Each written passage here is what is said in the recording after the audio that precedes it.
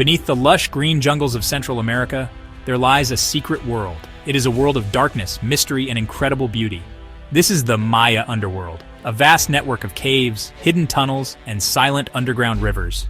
For centuries, these places have remained largely untouched, holding the secrets of a great civilization. The air here is cool and still, a stark contrast to the humid heat of the jungle above. Water drips slowly from ancient stone formations, creating a gentle, rhythmic sound that echoes through the enormous chambers.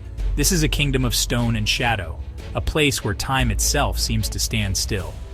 Imagine walking into a small opening in the forest floor, an opening that leads you down into this amazing realm. The light from the surface quickly fades and you find yourself surrounded by complete darkness. But with the help of powerful lights, the cave reveals its wonders. Giant columns of rock, called stalactites and stalagmites, reach towards each other like the fingers of sleeping giants. These formations have been growing for thousands of years, one drop of water at a time. The paths twist and turn, leading deeper and deeper into the earth, revealing new chambers and passages at every corner. It is a labyrinth created by nature, a place of profound silence and awe. The rivers that flow through these caves are unlike any on the surface. Their waters are crystal clear, so clear that you can see the smooth, pale rocks on the riverbed far below. These underground rivers connect the caves, forming a hidden web of waterways that stretches for miles. They were the lifeblood of this land, providing fresh water in a region where surface rivers are often scarce. For the ancient Maya people who lived here long ago, these caves were not just natural wonders. They were sacred places believed to be the gateways to the underworld, a place where gods and ancestors resided. Exploring this hidden world is like traveling back in time. Every corner holds a potential discovery, a clue to the past. The silence is broken only by the sound of your own breathing and the distant drip of water. You can almost feel the presence of those who came before, the Maya priests and people who ventured into this darkness for their rituals. What were they seeking in these deep places? What secrets did they leave behind? This underground landscape is not just a geological marvel, it is a historical treasure chest, waiting for modern explorers to carefully unlock its mysteries and share its stories with the world. To unveil the secrets of this dark kingdom, a special kind of explorer is needed. A team of experts has gathered at the edge of the jungle, ready to begin a challenging expedition. This group is a mix of brave cavers and knowledgeable archaeologists. The cavers are masters of the underground, skilled in navigating the tight squeezes and deep drops of the cave systems. The archaeologists are like detectives of history, trained to understand the clues left behind by ancient people. Together, they form a perfect team, combining adventure with careful scientific study. Their mission is to explore a newly discovered cave that is thought to have been very important to the Maya. Leading the team is Dr. Alistair Finch, an archaeologist who has dedicated his life to studying the Maya civilization. He has a deep respect for these ancient places and understands their importance. Working alongside him is Maria Flores, a lead caver who knows these underground systems better than anyone. She is responsible for the safety of the team, mapping the passages and ensuring they can navigate the treacherous terrain. They are joined by other specialists, including geologists who can read the story of the rocks and biologists who study the unique creatures that live in the darkness. Each person brings a vital skill, making the team a complete unit ready for any challenge. Their equipment is a mix of rugged, traditional caving gear and cutting-edge technology. They wear helmets with bright lights, sturdy harnesses, and ropes that can support their weight as they descend into deep pits. They carry packs filled with water, food, and emergency supplies, because a trip into a large cave can last for many days. The team members must trust each other completely. Communication is key, as a simple mistake in this environment can be very dangerous. They work slowly and methodically, with Maria and her caving team going first to secure the way for the archaeologists who follow behind. The atmosphere at the start of the expedition is filled with excitement and anticipation. The team knows they are on the verge of discovering something extraordinary. They are not just exploring a cave, they are stepping into a sacred space that has been sealed for centuries. Dr. Finch reminds them to be respectful, to touch nothing until it has been properly recorded. Every broken piece of pottery, every mark on the wall could be a vital clue to understanding the Maya people. With a final check of their gear, they switch on their headlamps and step one by one into the waiting darkness, leaving the world of the sun behind. As the team moves deeper into the cave, they bring with them a remarkable piece of technology. It is a special scanner that uses lasers to map everything it sees. This machine is the key to unlocking the cave's secrets in a way that was never before possible. The scanner sits on a tripod and spins around slowly, sending out millions of tiny laser beams. These beams bounce off the walls, the floor, and every object in the chamber. The scanner measures the exact distance and position of each point, creating an incredibly detailed digital map. It is like painting the entire cave with invisible light, capturing every crack and crevice with perfect accuracy. This technology, known as three-dimensional laser scanning or LiDAR, is a game-changer for archaeology. In the past, archaeologists had to draw maps by hand, a slow and often inaccurate process, especially in the dark and complex environment of a cave. Now they can create a perfect digital replica of the space in just a few minutes. Dr. Finch and his team set up the scanner in the center of a large chamber. As it spins, a laptop screen nearby begins to show a cloud of points, slowly forming the shape of the cave. This point cloud can be viewed from any angle, allowing the team to explore the space virtually. The real magic happens when they take this data back to their lab. They can process the point cloud to create a complete three-dimensional model of the cave. This model is so detailed that they can measure the exact size of a piece of pottery or the height of a stone altar without ever touching it. This is incredibly important for preserving these fragile sites. The team can study the cave in immense detail on a computer screen, looking for things they might have missed in the dark.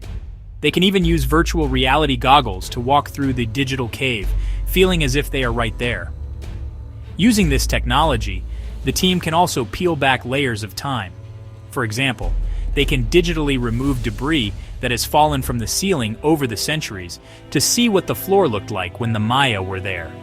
They can look for faint carvings on the walls that are invisible to the naked eye, but show up clearly in the three-dimensional model. This scanner gives them a new kind of sight, allowing them to see beyond the limits of human vision. It is a powerful tool that helps them piece together the story of the cave with more precision and care than ever before. As the team ventures further, guided by the light of their headlamps and the precision of their scanner, they begin to find things that nature did not create. They discover structures built by human hands, hidden deep within the earth. In one enormous chamber, they find a series of low stone walls that form small enclosures. These are not natural formations. The stones have been carefully chosen and stacked. Dr. Finch believes these may have been places for special ceremonies or rituals. What kind of rituals would the Maya have performed so far from the light of the sun? The presence of these man-made structures makes the cave even more mysterious. Deeper still, they make an even more astonishing discovery. They find what appears to be a stone altar, a flat-topped block of limestone placed carefully in the center of a small hidden chamber. Around the altar, the floor is littered with fragments of broken pottery. These are not just any pots. They are special ceremonial vessels, decorated with images of gods and symbols related to the underworld. The team carefully documents each piece, knowing that these broken objects were likely left as offerings. It seems this chamber was a particularly holy place, a sanctuary where priests communicated with the gods of the dark. One of the most puzzling finds is a long, narrow path that has been paved with flat stones. This pathway leads from one large chamber to another, crossing over a deep chasm. Building this path would have been an incredible amount of work. The Maya would have had to carry hundreds of heavy stones into the darkness, working only by the light of pine wood torches. Why would they go to such trouble? The path doesn't seem to lead to any resources, like water or minerals. Its purpose seems to be purely symbolic, perhaps representing a journey through the underworld itself, a sacred road for the spirits or the priests. These structures challenge what we know about the Maya. We often think of them as builders of great pyramids and cities in the jungle, but this evidence shows they were also master builders of the underworld. They were shaping the sacred landscape beneath their feet, creating a mirror world of their cities above. Each wall, each altar, and each paved path is a piece of a giant puzzle. Dr. Finch and his team realize they are not just in a cave, they are inside a man-made temple, a complex architectural space designed for a purpose that is still shrouded in mystery. To understand the importance of these underground discoveries, we must first understand the people who made them. The Maya were one of the most brilliant civilizations of the ancient world. For over 2,000 years, they flourished in the lands that are now southern Mexico, Guatemala, Belize, and Honduras. They were not a single unified empire, but a collection of powerful city-states, each with its own king and noble families. These cities were magnificent, with towering pyramids that reached towards the heavens and vast plazas where thousands of people would gather for festivals and markets. Their society was complex and highly organized. The Maya were gifted astronomers and mathematicians. They developed a calendar system that was more accurate than any other in the world at that time. They watched the stars and planets, tracking the movements of the sun, moon, and Venus with incredible precision. This knowledge was deeply connected to their religion and their farming. They also created a sophisticated system of writing, using hundreds of unique symbols called hieroglyphs. They carved these symbols onto stone monuments, known as stelae, and wrote them in books made from tree bark. These texts tell the stories of their kings, their gods, and their history. Their achievements in agriculture were also remarkable. They lived in a challenging environment, a tropical jungle with thin soil and a long, dry season. To feed their large populations, they developed clever farming techniques. They built raised fields in swampy areas and constructed terraces on hillsides to prevent soil from washing away. Their main crop was maize or corn, which was so important to them that they believed humans were created from it. They also grew beans, squash, and chili peppers. This successful farming allowed their cities to grow and their culture to thrive for many centuries. At the heart of Maya life was their religion. They worshipped a wide range of gods, including gods of the sun, the rain, and corn. Their worldview was divided into three main parts: the heavens above, the earthly world where they lived, and the dark underworld below, which they called Xibalba. The Maya believed that caves and cenotes, natural pits or sinkholes, were the entrances to Xibalba. This underworld was not seen as a place of evil like the Western idea of hell, but as a place of both fear and importance. It was the home of powerful gods, and the place where the sun journeyed every night before being reborn in the morning. In the land of the Maya, water was everything. The region has a long dry season, and there are very few rivers or lakes on the surface of the Yucatan Peninsula. So where did the Maya get the water they needed to drink, to grow their crops, and to build their great cities?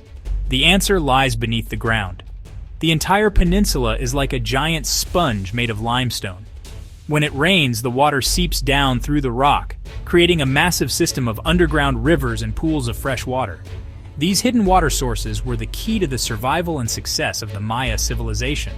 The Maya accessed this underground water through natural sinkholes called cenotes. These are places where the limestone ceiling of an underground cave has collapsed, creating a deep, water-filled well. Some cenotes are open to the sky like a beautiful jungle oasis, while others are hidden within caves. For the Maya, cenotes were more than just wells, they were sacred places. They saw them as the primary connection between the living world and the underworld, Xibalba. They built their cities and villages near them, and the largest cities, like the famous Chichen Itza, were centered around massive cenotes. Because cenotes were seen as sacred gateways, the Maya made many offerings to the gods they believed lived within them. Archaeologists have dived into the depths of these cenotes and found incredible treasures. They have recovered gold, jade, and beautiful pottery that were thrown into the water as gifts to the gods. They have also found human bones, suggesting that people were sometimes sacrificed to appease powerful deities, especially the rain god Chak. These offerings show how deeply the Maya connected water with their spiritual beliefs. Water meant life, and they believed they had to give something back to the gods to ensure the rains would come. The team exploring the new cave system understands this deep connection. The underground river flowing through the cave is part of the same water system that fills the cenotes. They find pottery vessels near the river's edge, suggesting the Maya were collecting this virgin water, untouched by the outside world, for special ceremonies. This water was considered pure and sacred. The dependence on this underground water system was both a strength and a weakness for the Maya. It allowed them to thrive in a dry land, but it also made them very vulnerable. If anything were to disrupt this delicate water supply, the consequences could be catastrophic. The discoveries made deep within the cave begin to offer clues not just about how the Maya lived, but also about why their great civilization declined. Around the 9th century AD, something dramatic happened. The Maya living in the southern lowlands began to abandon their magnificent cities. They stopped building pyramids and carving monuments, and the jungle slowly reclaimed their grand plazas and palaces. For a long time, the reason for this collapse has been one of history's greatest mysteries. The clues found in the cave, combined with other research, are starting to tell a compelling story.